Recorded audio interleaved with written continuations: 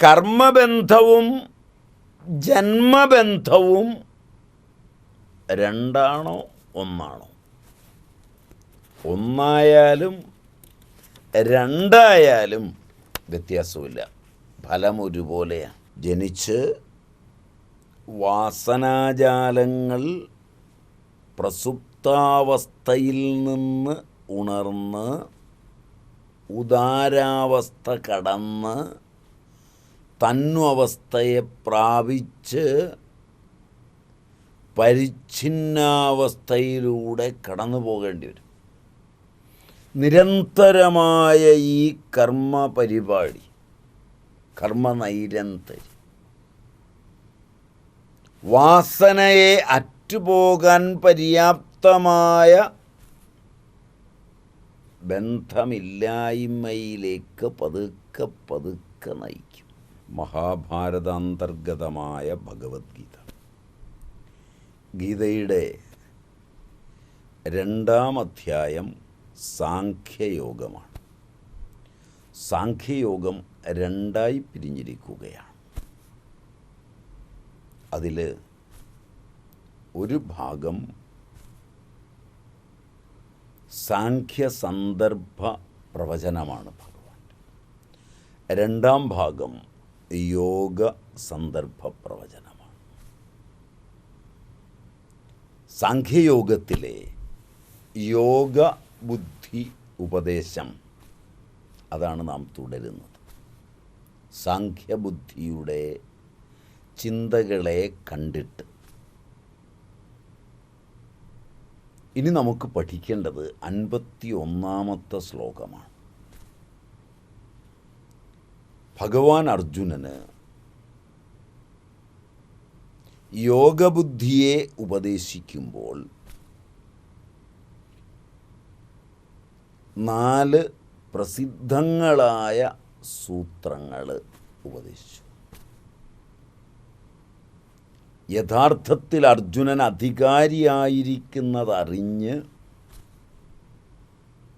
കർമ്മണി ഏവ തേ അധികാരഃ മാ ഫലേഷു കദാചന മാ കർമ്മ ഫലഹേതുർഭൂഃ മാ തേ സംഗോസ്തു അകർമ്മണി. കർമ്മത്തിലാണ് നിൻ്റെ അധികാരം, കർമ്മത്തിൽ മാത്രമാണ് നിനക്കധികാരം. ഫലത്തിൽ നിനക്ക് അധികാരമില്ല. നീ കർമ്മഫലത്തിന് ഹേതുവാകരുത്.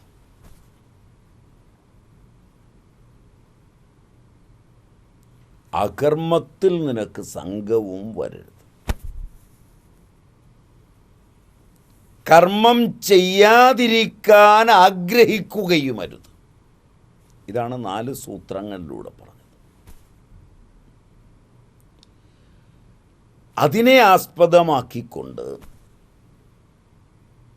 അതിനെ വിശദീകരിച്ചുകൊണ്ട് 47-ാം ശ്ലോകത്തിൽ ഭഗവാൻ ഉന്നയിച്ച 4 സൂത്രവാക്യങ്ങളെ അത്യന്തം ശ്രദ്ധേയമായി വിശദീകരിച്ചുകൊണ്ട്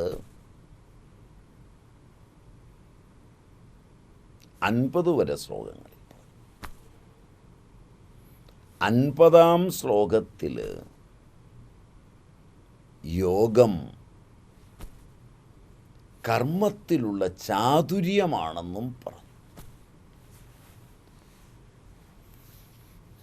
എങ്ങനെയാണ് ചാതുര്യം എന്തുകൊണ്ട് യോഗമാണ് എന്നെല്ലാം നാം കാണുകയുണ്ടായി. എന്താണ് ഈ കർമ്മയോഗം കൊണ്ട് ഉദ്ദേശിക്കുന്നത്? എന്തിനെയാണ് കർമ്മയോഗം കൊണ്ട് നേടുന്നത്? കർമ്മയോഗം കൊണ്ട് ഭഗവാൻ ലക്ഷീകരിക്കുന്നത് എന്താണ്?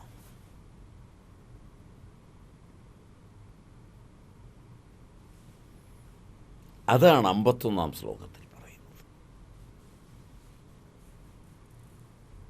എന്തുകൊണ്ട് കർമ്മയോഗം ശ്രേഷ്ഠമാണെന്നും കർമ്മയോഗം അനുഷ്ഠിക്കേണ്ടതിൻ്റെ ആവശ്യകത അർജുനൻ ഉപദേശിക്കേണ്ടി വന്നത് എന്തുകൊണ്ടാണെന്നുമൊക്കെ നിതരാം സ്പഷ്ടമാക്കുന്നത് ഈ 51-ാം ശ്ലോകം.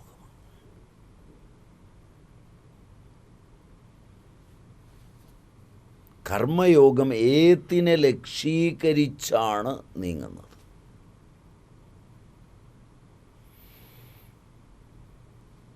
ഒരു ദർശനമെടുക്കുമ്പോൾ അതെന്തിനെ ലക്ഷീകരിക്കുന്നു എന്നറിയുന്നത് നല്ലതാണ്. ഭഗവാൻ എന്താണ് ഇവിടെ ഉദ്ദേശിക്കുന്നത്? ഈ യോഗം എന്തിനെയാണ് ലക്ഷീകരിക്കുന്നത്? ശ്ലോകം നോക്കാം.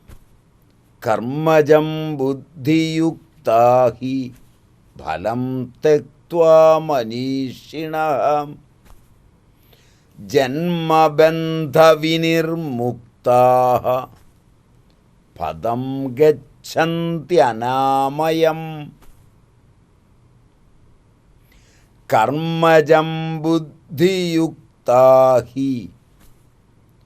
ഫലം തെക്ത്വാ മനീഷിണഃ ജന്മബന്ധവിനിർമുക്താഃ പദം ഗച്ഛന്ത്യനാമയം. ബുദ്ധിയുക്താഃ മനീഷിണഃ കർമ്മജം ഫലം തെക്ത്വാ ജന്മബന്ധവിനിർമുക്താഃ അനാമയം പദം ഗച്ഛന്തി. വളരെ ഭംഗിയായി കർമ്മയോഗം കൊണ്ട് ഭഗവാൻ എന്തുദ്ദേശിക്കുന്നു എന്നതിനെ വളരെ സ്പഷ്ടീകരിച്ചുകൊണ്ട്, എന്താണീ കർമ്മയോഗം? ബുദ്ധിയുക്താഃ മനീഷിണഃ കർമ്മജം ഫലം തെക്ത്വാ ജന്മബന്ധവിനിർമുക്താഃ അനാമയം പദം ഗച്ഛന്തി. സമത്വബുദ്ധിയോടുകൂടിയ ബുദ്ധിയുക്താഃ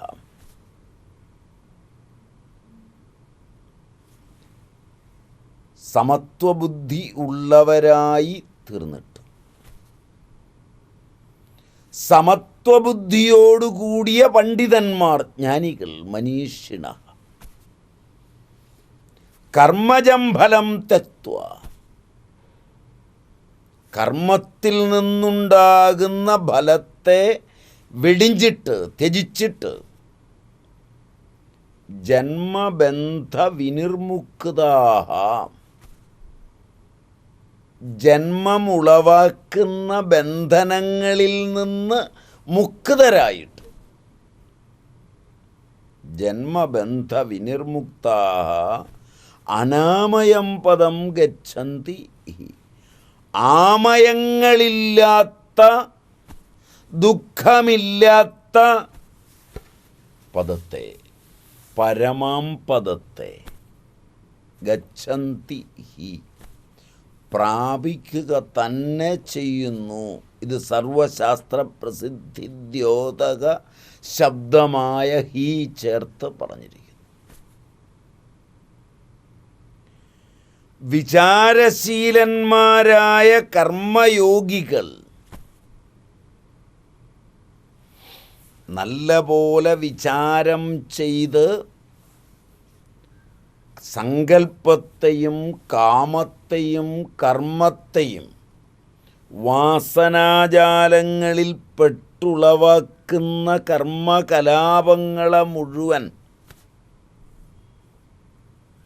വിചാരം ചെയ്ത്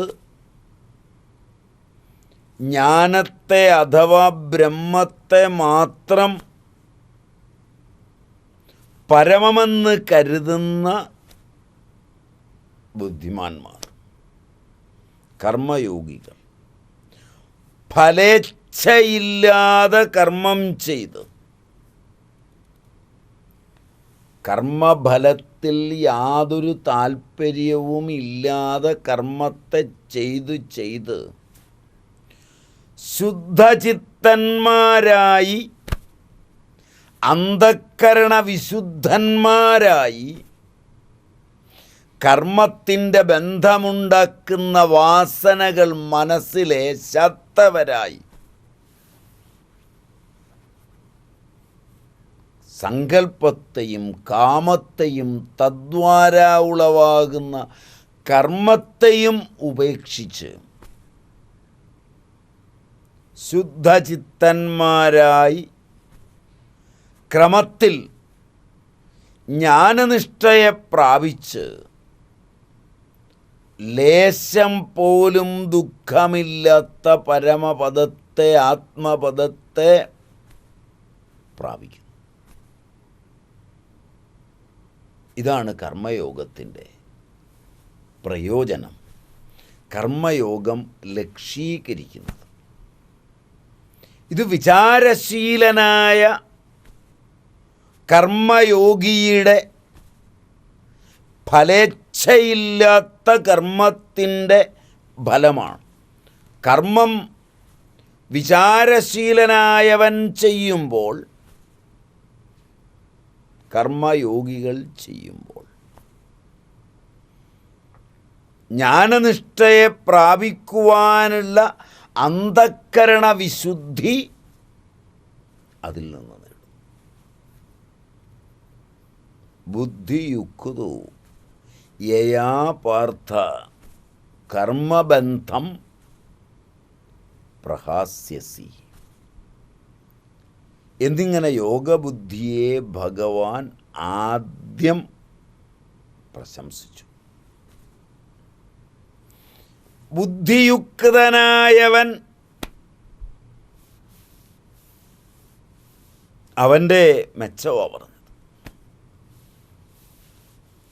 യോഗബുദ്ധിയെ ഭഗവാൻ പ്രശംസിക്കുകയാണ് വിളിച്ചത്. യോഗബുദ്ധിയോടുകൂടിയ പുരുഷന്, യോഗിക്ക്, മനീഷയ്ക്ക്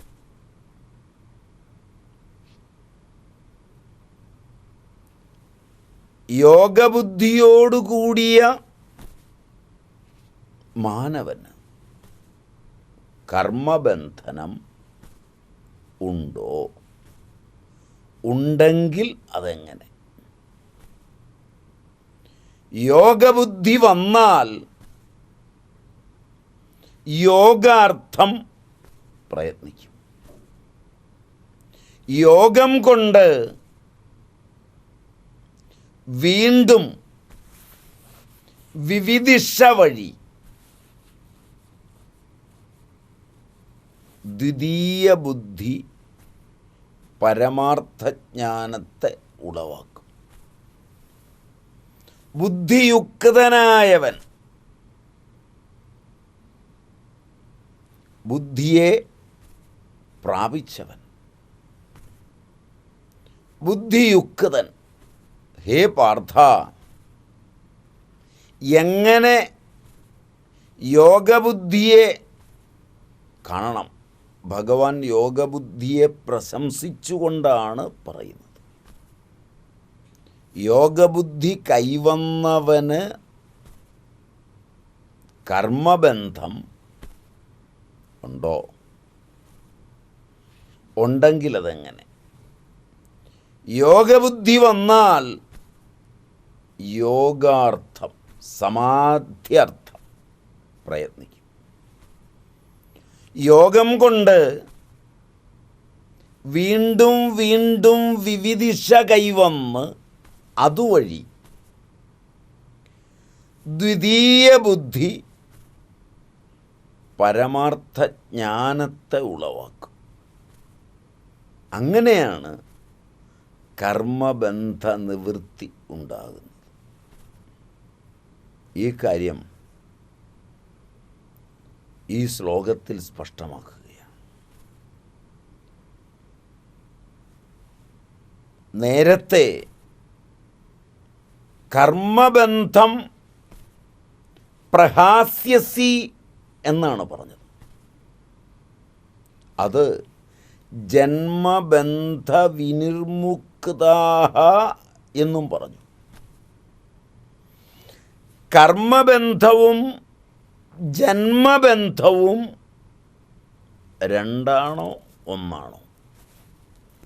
ഒന്നായാലും രണ്ടായാലും വ്യത്യാസമില്ല, ഫലം ഒരുപോലെയാണ്.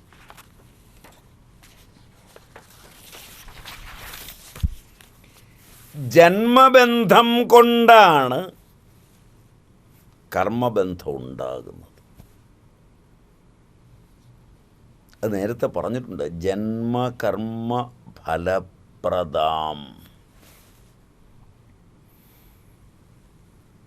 ജനിച്ച് വാസനാജാലങ്ങൾ പ്രസുപ്താവസ്ഥയിൽ നിന്ന് ഉണർന്ന് ഉദാരാവസ്ഥ കടന്ന് തന്വവസ്ഥയെ പ്രാപിച്ച് പരിച്ഛിന്നാവസ്ഥയിലൂടെ കടന്നു പോകേണ്ടി വരും. നിരന്തരമായ ഈ കർമ്മ പരിപാടി, കർമ്മനൈരന്തര്യം, വാസനയെ അറ്റുപോകാൻ പര്യാപ്തമായ ബന്ധമില്ലായ്മയിലേക്ക് പതുക്കെ പതുക്കെ നയിക്കും. അപ്പോൾ ജന്മബന്ധം കൊണ്ട് കർമ്മബന്ധവും, അതിനെയാണ് നേരത്തെ പറഞ്ഞത് ജന്മകർമ്മ ഫലപ്രദാം. കർമ്മം കൊണ്ടുണ്ടാകുന്ന ജന്മബന്ധം കർമ്മബന്ധമെന്ന് പറയും. അപ്പോൾ ഇങ്ങനെയും പറയാം. ബുദ്ധിയുക്തനായ മനീഷ കർമ്മഫലത്തെ സമാപ്തമാക്കുന്നു. കർമ്മഫലത്തെയാണ് ഇവിടെ ഇല്ലാതാക്കുന്നത്, കർമ്മത്തെയല്ല. അതൊരു മതമാണ്, ഒരഭിപ്രായമാണ്. ജന്മബന്ധം കൊണ്ട് ജന്മം ഉണ്ടായി, അതിൽ നിന്ന് കർമ്മബന്ധം ഉണ്ടാവും. അതാണ് നമ്മൾ നേരത്തെ കണ്ടത്, ജന്മകർമ്മ ഫലപ്രദം. അപ്പം കർമ്മം കാരണമായുണ്ടാകുന്ന ജന്മബന്ധം കർമ്മബന്ധം തന്നെയാണ്. അപ്പോൾ ഇങ്ങനെയും പറയാം. ബുദ്ധിയുക്തനായ മനീഷ കർമ്മഫലത്തെ സമാപ്തമാക്കുന്നു, ഇല്ലാതാക്കുന്നു. കർമ്മഫലം ഈ സംസാരമാണ്. ഈ സംസാരം, ഈ ജഗത്ത് കർമ്മഫലമാണ്. കർമ്മഫലത്തെ ആരാണ് സമാപ്തമാക്കുന്നത് എന്നതാണ് പ്രശ്നം. ആര് കർമ്മഫലത്തെ സമാപ്തമാക്കും? ആരാണ് കർമ്മം കൊണ്ട് തന്നെ കർമ്മത്തെ നഷ്ടമാക്കുന്നത്? അനേക മതങ്ങൾ ഇക്കാര്യത്തിൽ അഭിപ്രായം പറയുന്നുണ്ട്. അപ്പം അതിലൊരു മതം കർമ്മം കൊണ്ട് തന്നെ കർമ്മത്തെ നഷ്ടമാക്കുക. ചിലർ പറയുന്നത് പുണ്യം കൊണ്ട് പാപം ഇല്ലാതാക്കുന്നു എന്നാണ്. പുണ്യം കൊണ്ട് പാപത്തെ ഇല്ലാതാക്കും. ചിലപ്പോൾ പുണ്യം കൊണ്ട് പാപവും അപാപമാവുന്നു എന്നുമാണ്. ഒരിക്കലൊരു കശാപ്പുകാരൻ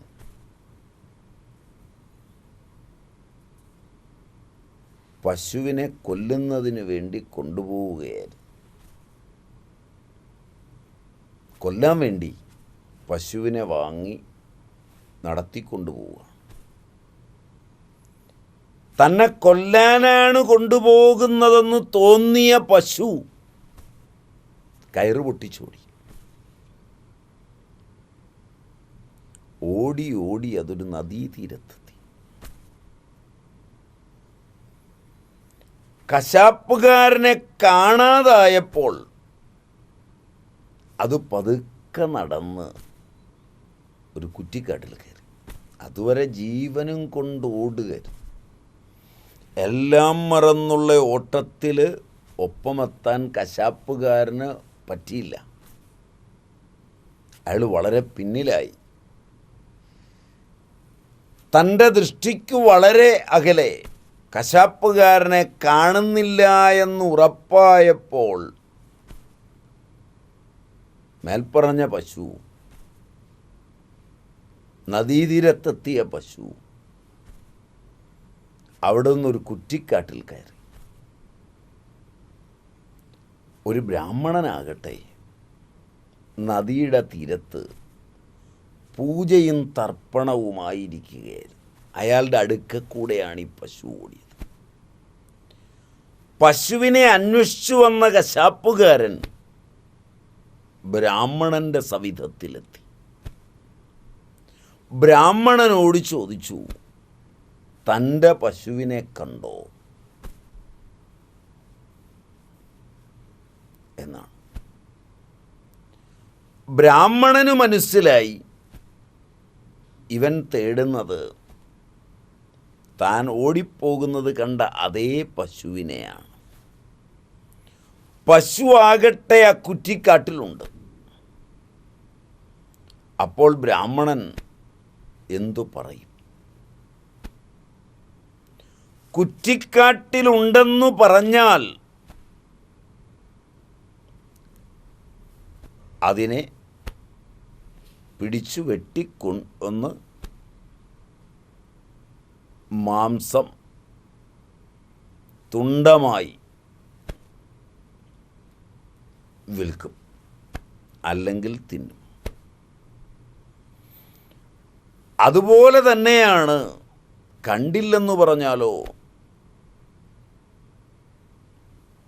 കുറ്റിക്കാട്ടിൽ ഉണ്ട് എന്ന് പറഞ്ഞാൽ അതിനെ കൊന്നു തിന്നും. താൻ കാരണമായി, തൻ്റെ വാക്ക് കാരണമായി ഒരു പശുഹിംസയുണ്ടാവും. അത് തന്നെ പാപത്തിലേക്കെത്തിക്കും. കണ്ടില്ലെന്ന് പറഞ്ഞാൽ കള്ളം പറഞ്ഞതാവും. രണ്ടായാലും പാപം നിശ്ചയമാണ്. എന്തു ചെയ്യും? കണ്ടില്ലെന്ന് പറഞ്ഞാൽ കള്ളം പറഞ്ഞതിൻ്റെ പാപം, ചൂണ്ടിക്കാണിച്ചു കൊടുത്താൽ ഹിംസയുടെ പാപം. എന്തു ചെയ്യണമെന്ന് ബ്രാഹ്മണൻ വിഷമിച്ചു. ഇത്തരം സന്ദർഭങ്ങൾ മനുഷ്യജീവിതത്തിൽ നിരന്തരമാണ്. അപ്പോൾ കർമ്മഫലം എന്തായാലും ഉണ്ടാകും എന്നുള്ളത് നാം നിരന്തരം കണ്ടുകൊണ്ടാണിരിക്കുന്നത്. ഇത്തരം സന്ദർഭങ്ങളിൽ എന്താണ് ചെയ്യുക? ഇവിടെ അനേകം ആളുകൾ പറയുന്നത് ഗോരക്ഷണാർത്ഥം കള്ളം പറയുന്നത് പാപമല്ലെന്നാണ്. കള്ളം സ്വയം കള്ളമല്ല, പറയുന്നത് എങ്ങനെയെന്നതാണ് കള്ളം. സത്യം വ്രതമായി സ്വീകരിച്ചവർക്ക് പോലും ഇമ്മാതിരി കള്ളം പറയുന്നത് കൊണ്ട് വ്രതം മുടങ്ങില്ലേ? ഇല്ല എന്ന് ചിലർ. സത്യപ്രതിഷ്ഠായാം